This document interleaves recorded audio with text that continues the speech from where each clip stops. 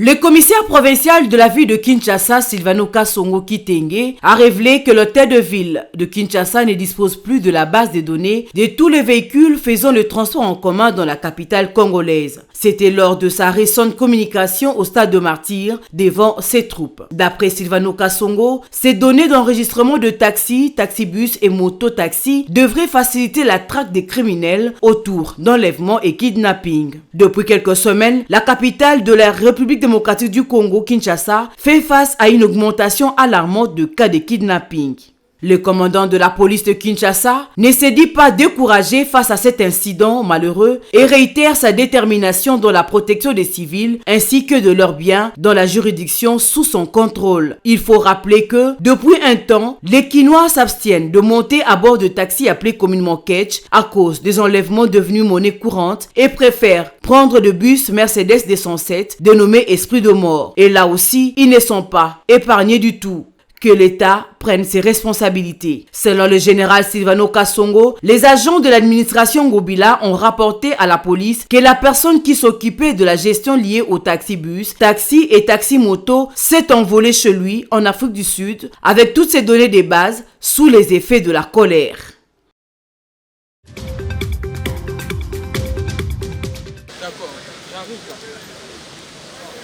Pour cette deuxième rencontre, Denis Kadima a échangé avec Adolphe Mouzitou sur toutes les questions, notamment la question sécuritaire, la prise en compte des électeurs sur toute l'étendue du territoire national, surtout dans les zones où il y a encore de l'insécurité. Après sa rencontre avec le président de la CENI, Adolphe Mouzitou dit avoir abordé toutes les questions importantes concernant l'enrôlement des électeurs dans les territoires non concernés par cette opération, que ce soit dans le Nord Kivu et dans l'espace Grand Bandundu. Pour lui, le fichier électoral doit être complété par les électeurs de ces zones. Nous avons discuté du fichier électoral pour dénoncer le fait qu'il n'est pas complet.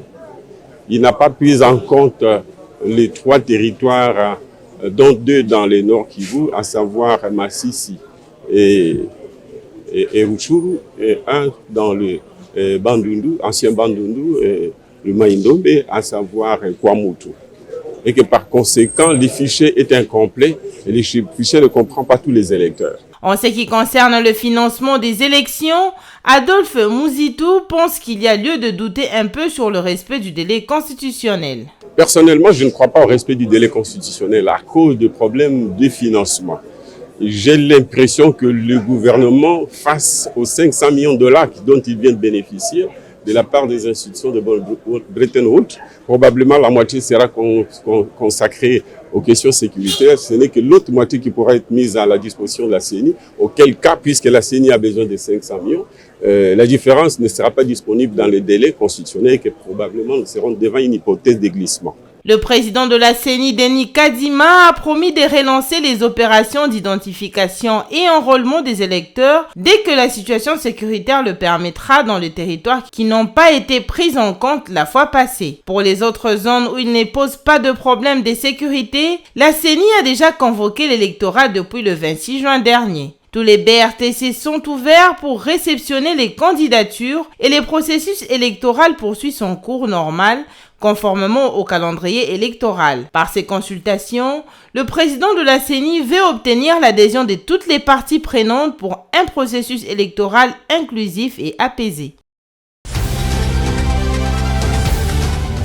D'abord, vous savez que les Jeux arrivent dans 25 jours.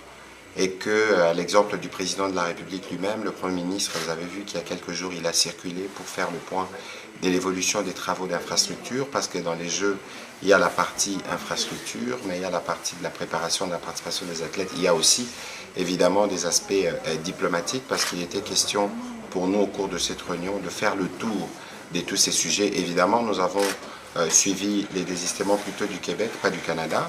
On a entendu parler de la Wallonie aussi, qui disait qu'il limiterait la participation qu'à des activités culturelles. Je crois qu'un sujet sur lequel on va continuer les discussions, parce que des précautions ont été prises, notamment pour la piste d'athlétisme.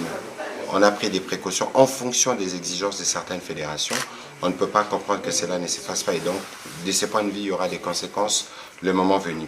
Mais pour aujourd'hui, nous avons été plutôt informés des dispositions, notamment sécuritaires, qui sont prises, parce qu'il y a des rumeurs ou ceux qui alimentent la manipulation, qui tendent à faire croire que Kinshasa n'est pas une ville sécurisée pour abriter les Jeux. Totalement faux. Il y a des plans de sécurité qui ont été faits. Il y a des dispositions qui ont été prises, notamment avec des ambulances spécifiques pour la prise en charge sanitaire des différents athlètes. Et donc aujourd'hui, on s'attelle plutôt à finaliser les derniers travaux sur tous les sites où il reste encore de travaux à faire. Et je crois que dans les jours qui viennent, nous aurons une communication plus étendue sur le sujet pour permettre maintenant aux Kinois de se préparer à recevoir le monde francophone qui va arriver ici. Nous allons aussi nous assurer que nous accompagnons nos sportifs et nos culturels qui doivent participer et représenter la RDC à ces Jeux. Plus de peur que de mal lorsque vous parcourez certaines artères de la capitale, surtout le point chaud dont la place Willery, Victoire, Rond-Point Ngaba, Kitambo, boulevard du 30 juin et tant d'autres sites, au nouveau phénomène des kidnappings qui devient très courant et sans exception d'âge. Plus de 30 présumés kidnappeurs appréhendés ont été présentés le lundi 3 juillet au vice-premier ministre, ministre de l'Intérieur Peter Kazadi, par le commissaire divisionnaire de la police nationale, ville de Kinshasa, au stade de Martyr. Andeko Oyo, Bazali, Koboma. Ces personnes tuent et font ce que la loi interdit. Comme je vous l'avais dit au stade, le chef de l'État m'a nommé vice-premier ministre en charge de l'intérieur et de la sécurité pour lutter contre l'insécurité. Ce message est bien reçu par les forces de l'ordre qui l'appliquent à la lettre et vous voyez les résultats. En charge de la sécurité, on a confondu ça sous toutes les formes. Leur motivation et mode opératoire, l'un des kidnappeurs d'une trentaine révolue affirme avoir été recruté par son chef de bande pour le trafic d'êtres humains. Reconnaître que na sala qui tout ça la fait quoi tout ça taxi et puis qu'il y a côté ba botolier bilo. Première fois police criminelle quand même et quand il y a pour enlèvement. Tout ça là on a taxi catch et jaune. Là il y a sala deux fois. Souvent la clé des roues ou bien tournevis ya pamba to intimidara bango za mundo ki toza ba soda soki o tchemu tu makasi to beta o masasi ale er to matana yo to koma to zuba biloko non na kati ya taxi to maîtriser yo to koma na vide moko o ezaki kota calme a freiner et puis to kita yo toza ba soda kita kende nzela ya sima kota la liboso te so gangi totiki porteur polele tokobeta o masasi nda ozana bobangi akokita akokende et puis biso todémarrer tokopusana tokozwa moto mosusu. Actuellement, plusieurs affiches appellent à la vigilance et dénonciations se partagent en masse sur les réseaux sociaux afin de veiller les consciences de certains Kinois de ne pas tomber dans les embuscades tendues par ces réseaux mafieux. Ces phénomènes désormais quotidiens deviennent à la une de débats pour les usagers de transports en commun solidaires entre eux qui multiplient des stratégies pour être épargnés de cas isolés devenus une inquiétude des habitants de Kinshasa.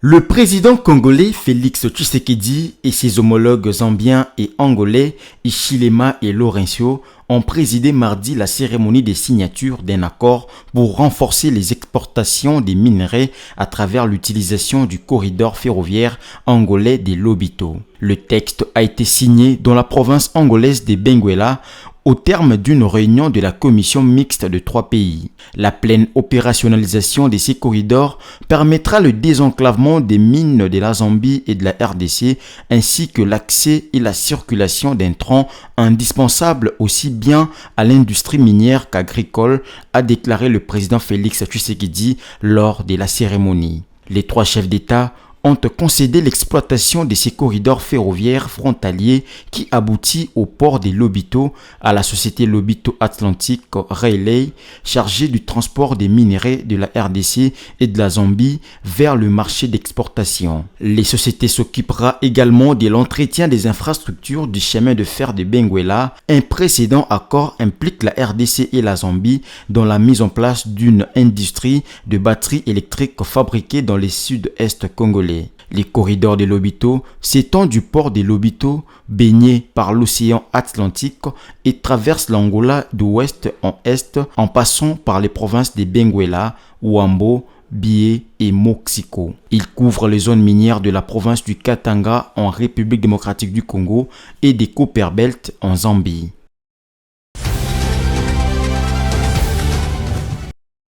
Dans une conférence de presse tenue le mardi 4 juillet, le président du parti Convention chrétienne pour la démocratie, Jean-Pierre Lisanga Bonganga, a expliqué que la centrale électorale ne peut pas se limiter qu'à quelques partis politiques de l'opposition. Que Denis Kadima continue de s'entretenir avec le reste de l'opposition qui est plurielle, y compris les FCC de Joseph Kabila. Que chacun apporte ses idées pour le processus électoral, a souhaité le président de la plateforme de l'opposition Alliance de Pro-Etienne Tshisekedi Wamulumba. Il estime que la suite du processus électoral dépend de consultations avec les ténors de l'opposition. Voilà pourquoi il a dit attendre toujours la réaction de Denis Kadima en vue des entretiens autour des contingences de la question électorale. La situation politique actuelle, si l'on y prend garde, peut bloquer l'organisation et la tenue dans le délai constitutionnel. Lisanga Bonganga a rappelé qu'il est candidat président de la République pour le compte de son parti, la Convention chrétienne pour la démocratie, CCD. Mais les moments venus, l'APTM désignera son candidat président de la République et les partis politiques membres de l'APTM aviseront. Mouvement politique ayant comme autorité morale Tony Kankou. L'APTM recommande aux partis en mésentente de mettre de l'eau dans leur vin pour apaiser les esprits et parvenir à la tenue des élections crédibles et transparentes en décembre 2023.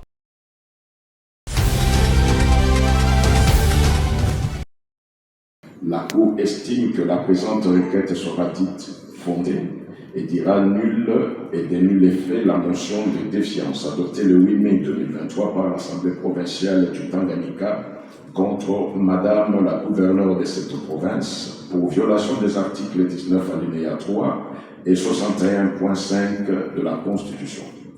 La procédure étant gratuite au terme de l'article 96 alinéa 2 de la loi organique numéro 013/026 du 15 octobre 2013 portant organisation et fonctionnement de la Cour constitutionnelle, elle dira qu'il n'y aura pas lieu à paiement des frais d'instance. C'est pourquoi, vu la Constitution de la République démocratique du Congo du 18 février 2006, telle que révisée à ce jour, spécialement ses articles 1er alinéa 1er, 160 alinéa 1er et 162 alinéa 2, vu la loi organique numéro 13/026 du 15 octobre 2013 portant organisation et fonctionnement de la Cour constitutionnelle, spécialement en ses articles 43, 48, 50, 88 et 96 alinéa 2, vu le règlement intérieur de la Cour constitutionnelle tel que révisé le 10 août 2018, spécialement en ses articles 54 et 91, la Cour constitutionnelle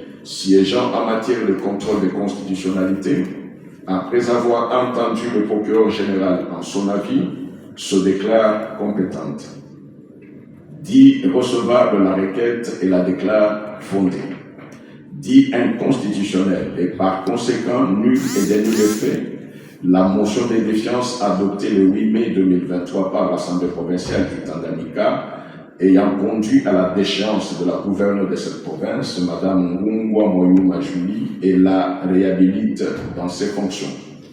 Dit qu'il n'y a pas lieu à paiement des frais d'instance.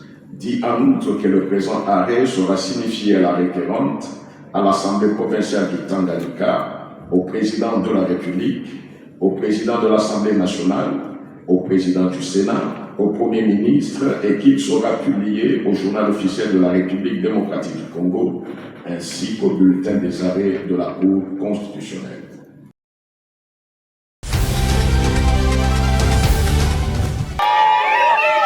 L'occasion était spéciale pour les nombreux parents dont les enfants sont parmi les élèves scolarisés de l'école chrétienne Saint-Sauveur, école située au numéro 11 de l'avenue Soukabundu, au quartier Munganga, en la commune de Ngaliema. Avec les instituteurs qui les ont admirablement suivis toute l'année scolaire qui touche à sa fin, les brillants élèves de l'école chrétienne Saint-Sauveur ont livré, au premier temps fort de cette journée, à l'assistance émerveillée, des poèmes, récital des chants inspirés de leur formation. Chers enseignants, chers parents, chers élèves, que la gloire et l'honneur reviennent à Dieu, le tout-puissant créateur de l'univers et le maître des temps et des circonstances, qui nous protège et qui nous bénit dans toutes nos activités et sur tous les souffles de vie.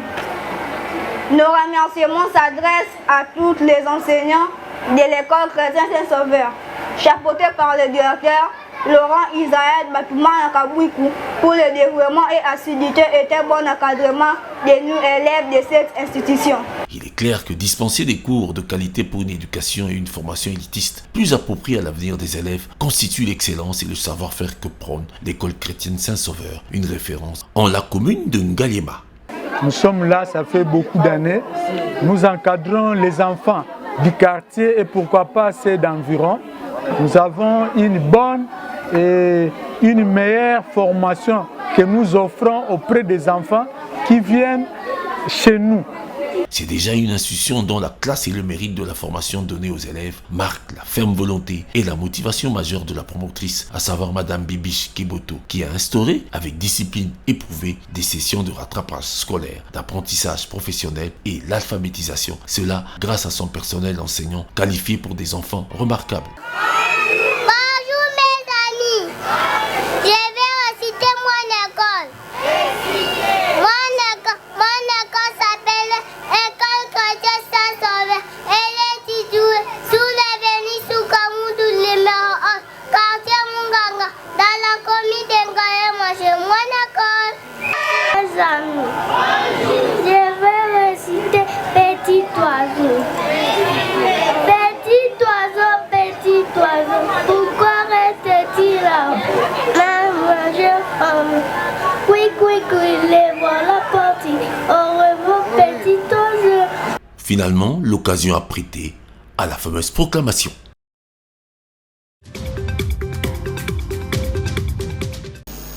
Parce qu'ici, il est question de créer un axe Pretoria-Kinshasa, lequel axe va avoir des résultats positifs sur toute la région d'Afrique australe, parce que ce sont deux grands pays qui ont des atouts considérables. Je ne vais pas revenir sur les atouts des uns et des autres, et qui ont besoin d'être les moteurs de la région, qui en ont les capacités d'ailleurs.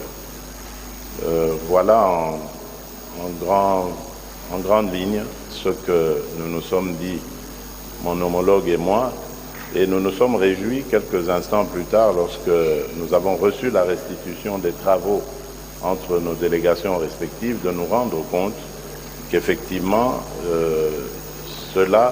nos pensées en tout cas, se sont reflétées dans les réflexions et les discussions qu'il y a eu entre nos délégations. C'est donc nous sommes prêts maintenant à entrevoir une relation davantage plus solide et plus efficace, porteuse de fruits et de résultats cette fois-ci, beaucoup plus probants et plus bénéfiques à nos États. Sur des questions sécuritaires qui prévaut dans la partie est de la République.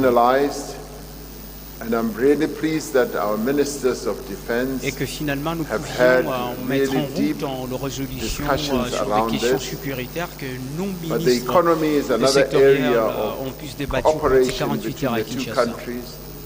Mais aussi une question de développement économique de deux pays nous concerne.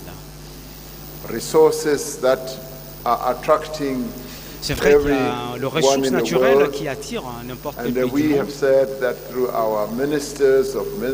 Et nous nous sommes dit que nos ministres de mines doivent trouver le moyen de pouvoir encadrer, mais aussi créer un cadre légal de notre coopération dans le secteur minier.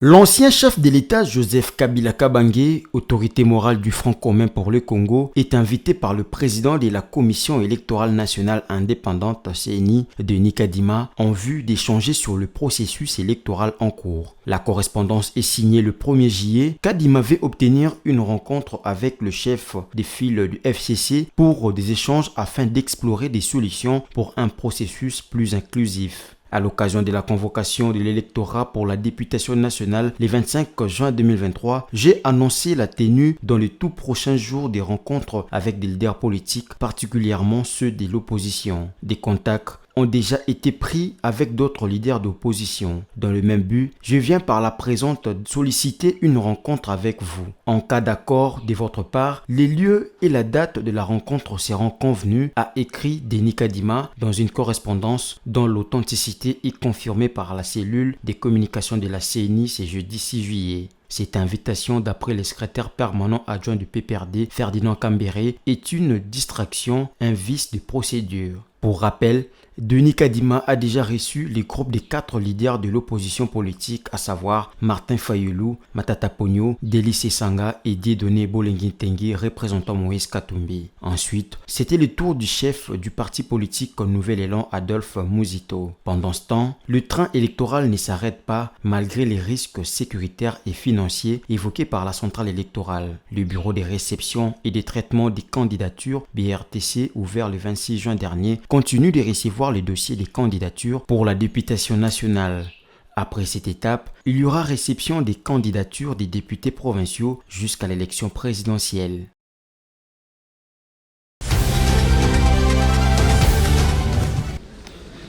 Les députés provinciaux attendaient Godin Mpoyi de pied ferme, mais celui-ci a brillé par son absence. Il ne s'est pas présenté au siège de l'organe délibérant comme cela a été prévu. L'Assemblée provinciale est en session extraordinaire avec un seul point à l'ordre du jour, la déchéance du président de l'Assemblée provinciale de Kinshasa, Godefroid Mpoyi Kadima. Après lecture de différentes correspondances échangées entre le bureau et les présidents suspendus, suivi des débats, la plénière a décidé d'accorder une fois de plus 48 heures à l'honorable Godin Mpoyi pour qu'il vienne présenter ses moyens de défense. Cette plénière, qui semble être celle de la dernière chance, aura lieu le vendredi 7 juillet 2023. Il s'agit d'écrire à l'honorable Godin Mpoyi, l'invitant pour une dernière fois. Et dans 48 heures qui se présente ici, pour la dernière fois, une invitation lui adressée. Dans ses correspondances pour se défendre, le président Godin Mpoyi a évoqué une jurisprudence. Il s'agit du cas de l'ancien ministre provincial des Finances Jean Goy Mvouzi, qui était également sous le coup d'une interpellation. Pour le concerner, les deux cas ne sont pas similaires. Godin Mpoyi n'a qu'à se présenter. Je n'ai jamais introduit des lettres pour dire que je suis malade, non.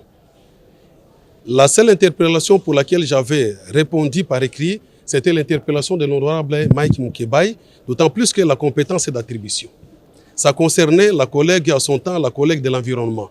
Comment les contrats sont signés, comment on calcule ce qu'on doit à chaque ONG, ce n'était pas mon problème. Alors, le bureau avait compris et il m'avait écrit, tout en demandant aux députés motionnaires d'orienter le dossier acquis des droits. Donc il n'y a pas de jurisprudence pour laquelle le président devrait évoquer. La plénière de ce vendredi sera donc une plénière de tous les enjeux pour Godin Mpoyi qui joue gros. En cas de déchéance, il redeviendra un député provincial.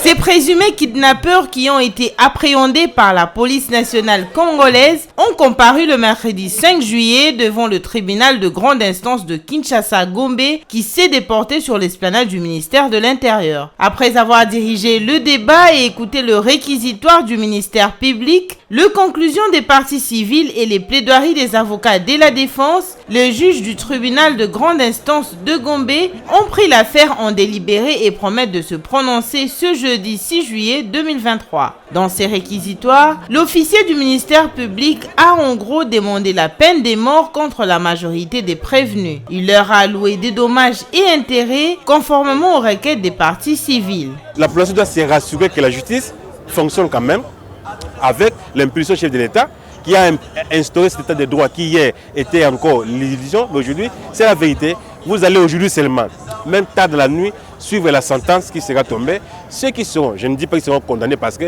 je ne suis pas les juges, mais moi en tant qu'avocat de la partie civile, je prie pour qu'ils soient condamnés, pour que ce soit un procès pédagogique pour enseigner ceux qui sont à la cité. Parmi la foule ici présente, il y a aussi des kidnappeurs, il y a aussi des koulouna, il y a aussi des voleurs qui sont venus suivre. C'est bien d'entendre la condamnation, ça peut intimider, ça peut effrayer et peut-être d'ici décembre 2023, on peut vivre en paix. Soulignant que ce fut une série d'audiences avec tous les attributs d'un grand événement. En témoigne la façon dont beaucoup des Congolais y ont participé. Scandalisés par la gravité des faits, ils poussaient de temps en temps des cris réclamant la plus haute expression pénale contre ces présumés criminels. Signalant que ces présumés kidnappeurs sont au nombre de 27, dont 26 adultes et un mineur. Certains d'entre eux sont passés aux aveux, d'autres par contre, notamment les filles, ont affirmé avoir approché les membres de cette bande, notamment pour des fins matérielles. À noter que le procès se poursuit ce jeudi 6 juillet, bien avant le prononcé de la sentence pour quelques-uns d'entre eux, dont le très redoutable Isaac Lembu Tuleki, alias Kabakaba.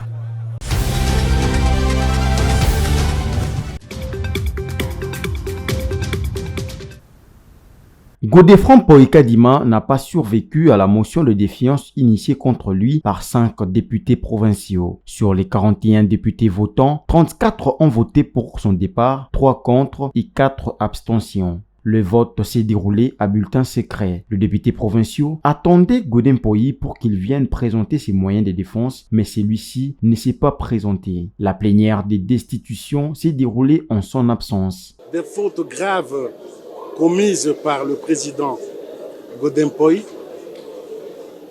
portant atteinte à la crédibilité et au prestige de l'institution, en lieu et place de l'hémicycle où tous les oripeaux lui ont été donnés, lui ont été conférés par la loi, l'honorable président a choisi la rue pour traiter les questions d'État.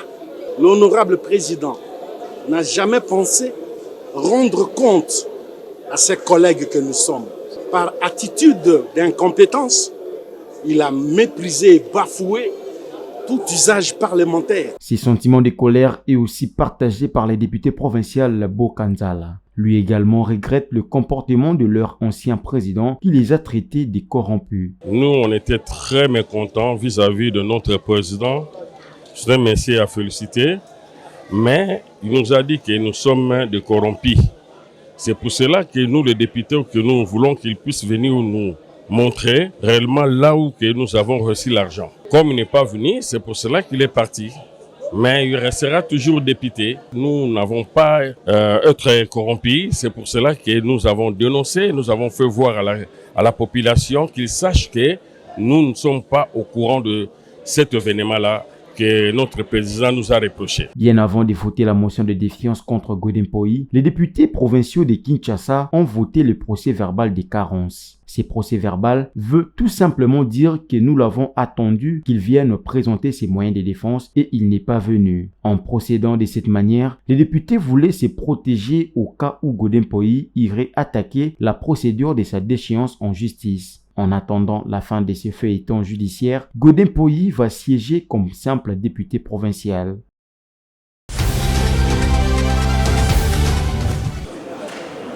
La RDC et l'Afrique du Sud sont deux pays membres de la communauté de développement d'Afrique australe SADC. Dans le cadre de cette organisation sous-régionale, les deux pays entretiennent déjà de bonnes relations. Avec l'insécurité qui sévit dans l'est de la RDC, Kinshasa et Pretoria veulent renforcer leur coopération militaire pour permettre à la République démocratique du Congo de venir à bout des groupes armés qui écument l'est de la RDC, notamment le M23 soutenu par le Rwanda. Cet accord est préparé par les gouvernements respectifs de deux pays avant sa ratification par le Parlement congolais et sud-africain. Nous nous sommes vraiment appesantis sur ce point et il a manifesté un désir ardent de soutenir la République démocratique du Congo et nous envisageons même peut-être d'avoir des accords bilatéraux en plus de ceux qu'il y a au niveau de la SADC au sujet de la solidarité entre les États lorsque l'un de ceux-ci est agressé. Là, nous envisageons même un accord bilatéral Afrique du Sud, RDC à ce sujet, mais on en saura plus dans les jours ou les semaines à venir parce qu'évidemment, ce sont des décisions qui doivent se baser sur des législations émanant de nos parlements respectifs. Ce n'est pas la première fois que l'Afrique du Sud va aider la République démocratique du Congo sur le plan militaire. Par le passé, Pretoria a déjà envoyé ses militaires dans le cadre de la brigade d'intervention rapide de la MONUSCO. Aux côtés des FARDC, cette brigade a combattu pour venir à bout des rebelles du M23 il y a de cela 10 ans. Cyril Ramaphosa a confirmé l'annonce faite par son homologue congolais Félix Tshisekedi. Tshisekedi says, on the issue of security, comme le président Tshisekedi vient de le dire, en ce qui concerne la sécurité, la République sud-africaine s'est lourdement investie et est très présente en RDC et particulièrement dans la partie Est. Et nous allons renforcer cette collaboration en ayant un accord bilatéral. Cela va être finalisé et je suis satisfait que nos ministres de Défense aient eu des discussions profondes à ces sujets. And I'm really pleased that our ministers of defense have had really deep discussions around this. L'Afrique du Sud a toujours été proche de la République démocratique du Congo dans la recherche des solutions aux crises politiques depuis la rébellion de l'AFDEL jusqu'à ces jours à travers la MONUSCO. Outre la coopération militaire, Kinshasa et Pretoria ont également abordé des questions économiques.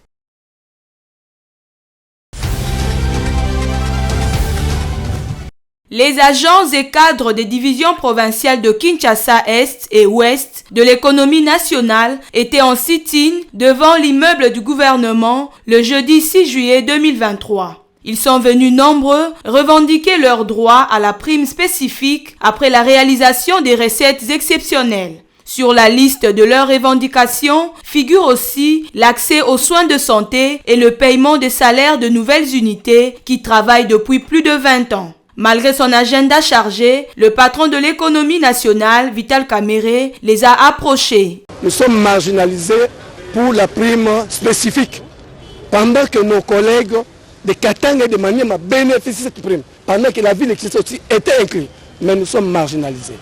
Plus de 20 ans que nous sommes ici dans la ville, nous n'avons jamais reçu un ministre de l'économie. Jamais. Dans la division urbaine de l'économie.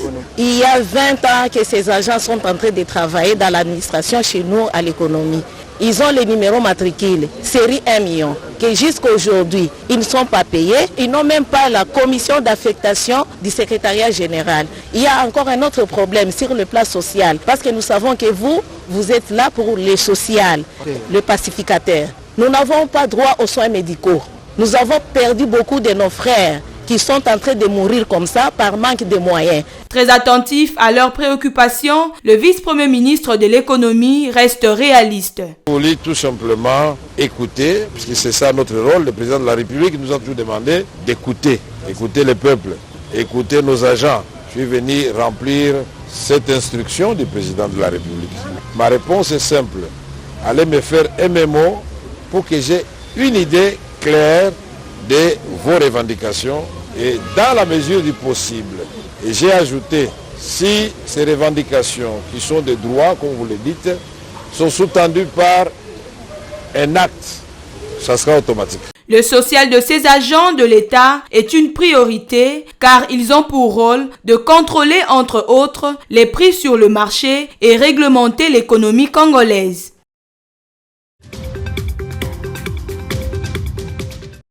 Le numéro 1 de la CENI, Denis Kadima Kazadi, n'est pas allé par le dos de la cuillère pour déplorer les insuffisances des partis politiques locaux. Les partis politiques doivent s'organiser. On ne peut pas continuer à jeter la pierre sur l'autre quand on n'a même pas fait son devoir. Je vous ai parlé ici de l'enrôlement des électeurs. Un seul parti, avec 8 personnes, ça ne peut pas se justifier. Si vous n'êtes pas organisé, ça ne sera pas de la faute de la CENI. La CENI, c'est débat dans ce pays vaste où les gens, pendant que nous sommes là au sommet, les gens en bas font des choses que nous ne pouvons pas toujours vérifier. Et les partis politiques devraient jouer leur rôle plutôt que de penser que la CENI sera en mesure de tout faire pour eux. Quant aux dispositions liées aux opérations proprement dites de vote, chacun doit faire son travail, estime le président. Ne rejetez pas toute la responsabilité sur la CENI parce que j'ai vu même quand les policiers demandent de l'argent aux gens, les gens disent « Oh, la CENI ». Mais c'est notre société. C'est notre société, elle est pourrie, nous le savons. Denis Kazadi, excédé par les intimidations, ingérences et trafics d'influence innombrables qu'il subit de la part des futurs candidats, ne s'est pas gêné de crever l'abcès.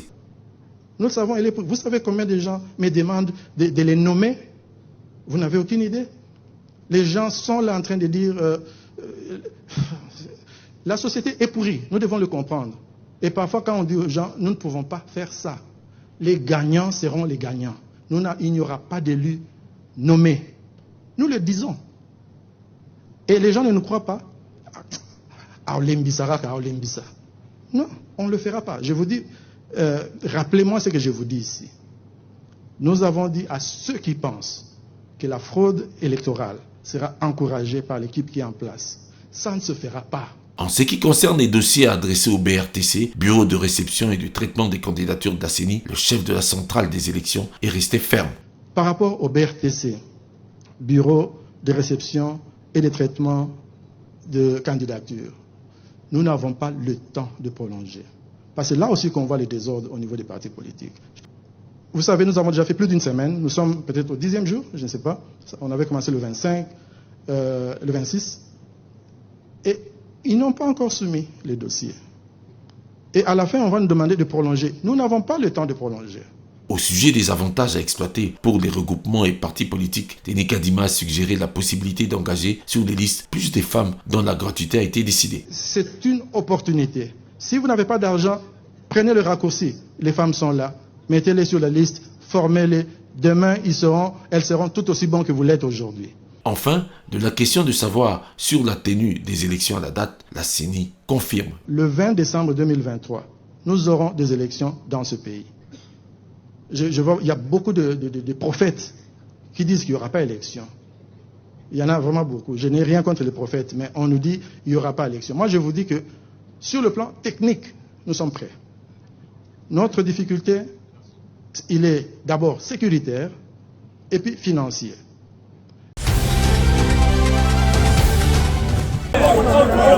En raison des cas d'enlèvement nombreux et agressions barbares en augmentation et dont les rumeurs amplifient la nature, avec la psychose qui s'en est suivie jusqu'à ce jour, l'hôtel de ville de Kinshasa a convoqué une réunion express du Conseil de sécurité. Face à la recrudescence de la criminalité urbaine dans la ville de Kinshasa, une criminalité essentiellement caractérisée par des cas d'enlèvement, il s'est tenu ce 4 juillet 2023 une réunion du Conseil de sécurité présidée personnellement par son Excellence, M. Jean-Tini Ngobila, gouverneur de province. À l'issue de cette réunion, plusieurs mesures pour renforcer la sécurité sociale des Kinois et des Kinoises ont été arrêtées, notamment la multiplication de jours comme de nuit des patrouilles mixtes PNC-FRDC, l'exécution des checkpoints sur les artères de la capitale. Porte-parole du gouvernement provincial nous en dit davantage. Dans cette réunion, plusieurs stratégies ont été mises sur pied pour pouvoir éradiquer les différentes poches d'insécurité à travers la ville. Plusieurs mesures ont été annoncées. En sus des mesures déjà prises par l'exécutif provincial, des patrouilles mixtes seront effectuées dans les tout prochains jours par les différents services de sécurité, mais également des checkpoints pour pouvoir traquer ces inciviques qui s'évertuent à s'aimer désolation et psychose dans la capitale. Pour l'essentiel, ces mesures interviennent au moment où des mouvements populaires de justice se font ressentir dans les communes depuis l'arrestation des présumés kidnappeurs et l'interception des transports suspects par-ci par-là. Espérons cette fois-ci que les efforts de l'hôtel de ville vont apporter des résultats satisfaisants et ramener la paix sociale dans la capitale Kinshasa en cours sous une panique générale.